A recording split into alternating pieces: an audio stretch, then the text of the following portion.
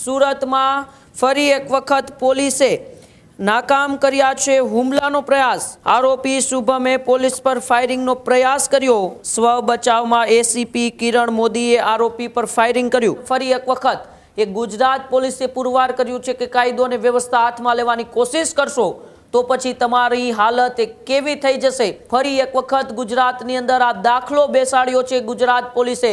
આખો વિડિયો જોતા પહેલા હજુ પણ અમારી ચેનલને સબસ્ક્રાઇબ નથી કરી તો YouTube પર સબસ્ક્રાઇબ કરો અને Facebook અને Instagram પર ફોલો કરો।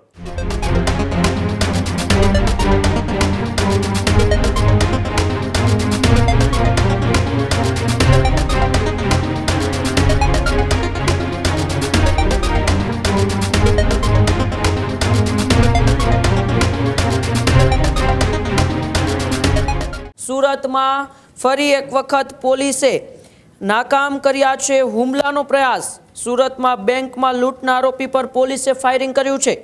આરોપી શુભમે પોલીસ પર ફાયરિંગનો પ્રયાસ કર્યો પણ પોલીસ આરોપીને લઈને લૂંટમાં વાપરેલી ગન કબજે કરવા ગઈ હતી, પરંતુ શુભમે ધ્યાન ચૂકવીને પોલીસ પર જ હુમલાનો પ્રયાસ કર્યો। સ્વ બચાવમાં એસીપી કિરણ મોદીએ આરોપી પર ફાયરિંગ કર્યું। આરોપી શુભમને પગે ગોળી વાગતા હાલમાં તેઓ સારવાર હેઠળ છે। આરોપી શુભમને પોલીસ પ્રોટેક્શન હેઠળ હોસ્પિટલ લઈ જવાયો।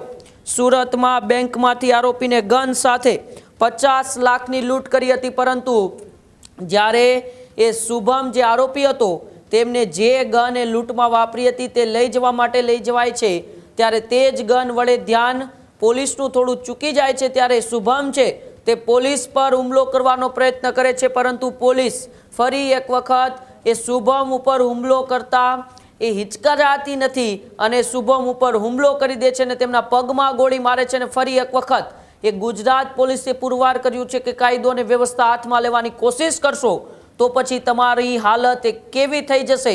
જો તમે અસામાજિક તત્વ બનીને ગેરપ્રવૃત્તિઓ કરશો, તમે દાદાગીરી કરશો, સામાન્ય જનતાને હેરાન પરેશાન કરશો તો પછી તમારી હાલત ગુજરાત પોલીસ કેવી કરશે।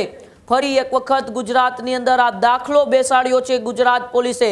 ત્યારે શુભમ જેઓ થોડા દિવસ પહેલા સુરતની અંદર 50 લાખની SBI બેંકમાંથી લૂંટ થઈ હતી તેમનો આરોપી છે આ શુભમ, અને શુભમની અત્યારે એક ગોળી મારવામાં આવી છે પોલીસ દ્વારા, કારણ કે શુભમે પહેલા પોલીસ પર એ ગોળી મારવાનો પ્રયાસ કર્યો હતો, ફાયરિંગ કરવાનો પ્રયાસ કર્યો, પરંતુ એ પ્રયત્નને નિષ્ફળ બનાવવા માટે પોલીસે તેમના સ્વ બચાવ માટે આ પગલું ભર્યું અને અત્યારે શુભમ ઉપર એ પોલીસે પગમાં ગોળી મારી છે।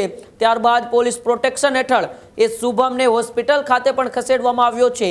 અને ફરી એક વખત ગુજરાત પોલીસે કહ્યું છે કે કાયદો અને વ્યવસ્થા હાથમાં લેવાની કોશિશ કરશો, કાયદો અને વ્યવસ્થા તોડવાની કોશિશ કરશો તો પછી તમારા હાલત એ શુભમ જેવી જ કરી દેવામાં આવશે। જે રીતે શુભમ તમે આ દ્રશ્યો જોઈ રહ્યા છો કે તે સરખો ચાલી પણ નથી શકતો, તેમને પગમાં ગોળી મારવામાં આવી છે।